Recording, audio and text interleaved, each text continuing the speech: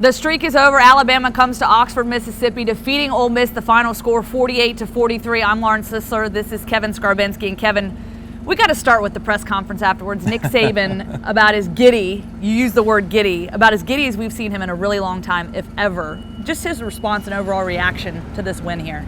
I wanted to go up and grab him by the shoulders and say, who are you and what have you done with Nick Saban?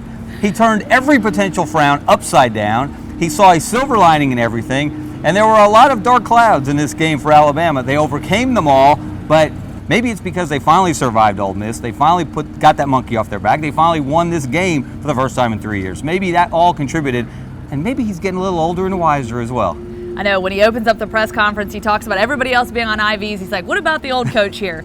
Talked about it being such a great game. And the silver lining, he talks about there's so much to learn from this football game, but the resiliency of these players, and he specifically harped on Damien Harris. What did you see from him in this football game? Well, I think he's established himself clearly as the lead dog at tailback. We've been waiting for that to happen. He showed some signs against USC.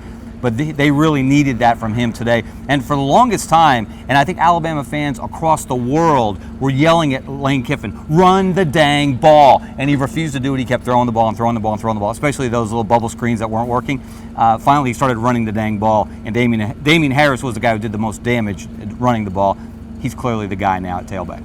And then you got Jalen Hurts, who actually had more yards than Damien Harris, 146 yards rushing, the most of any quarterback under Nick Saban. Your thoughts on him? We talked about it earlier this week.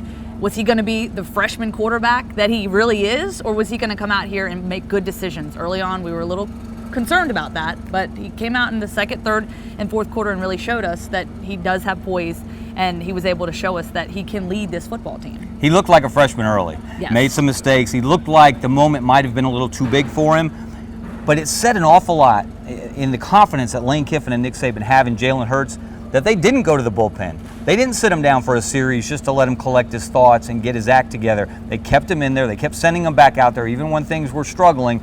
And even as that lead got bigger and bigger for Ole Miss, they refused to give up on him, and clearly it paid off. His ability to run the ball, even on just design quarterback draws, quarterback sweeps, I don't know that we've seen an Alabama quarterback do things like that, almost going back to the wishbone era. Sorry, Tyler Watts.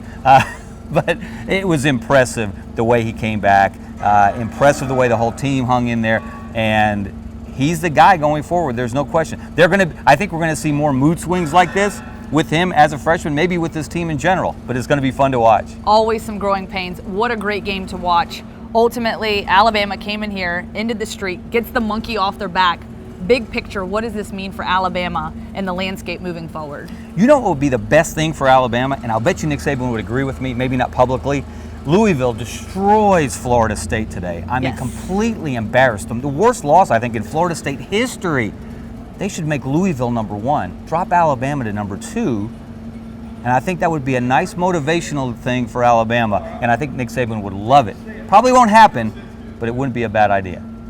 Giddy Nick Saban. All right, that's your post-game report here from Oxford, Mississippi. Thank you so much for watching, and for more updates, go to AL.com.